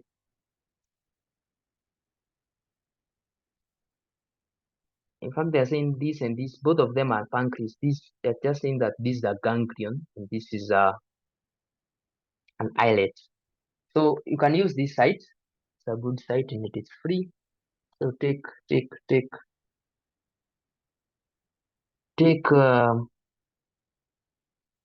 maximum utility of that. I don't know where that. Okay, we can just go to the side box and then find the skin. Skin is under skin, and it was of the scalp, hair follicles. Wait, this one. This one is the one all of you said,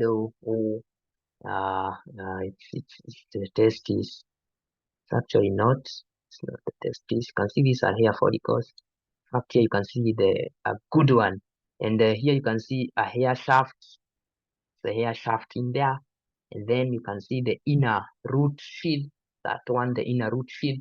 The inner root sheath has both the Henle's and the Huxley's layers, and then the outer root sheath, and then you can see this glassy membrane. Okay, so take your time and maybe go through the histology guide, and you can be able to differentiate. Okay, so the reason you are confusing it with testis is because the hair shaft was absent in most of the hair follicles. So you thought it's a lumen. Okay, it's not a lumen. It's an artifact.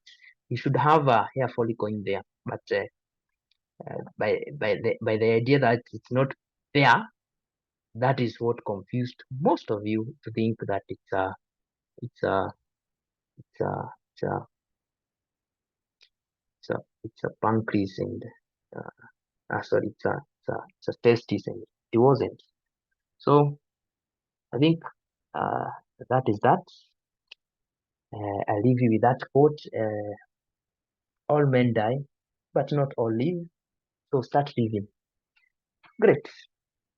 We will close it for there. Thank you very much. I'd also like to thank your class rep for giving us this account. I've recorded it. We put this recording on YouTube so that for future generations to use it. Thank you very much. You are welcome, guys. And hii recording itumwe. It will be put my YouTube channel. You can see it there and give me those watch hours. Thank you very much. Okay.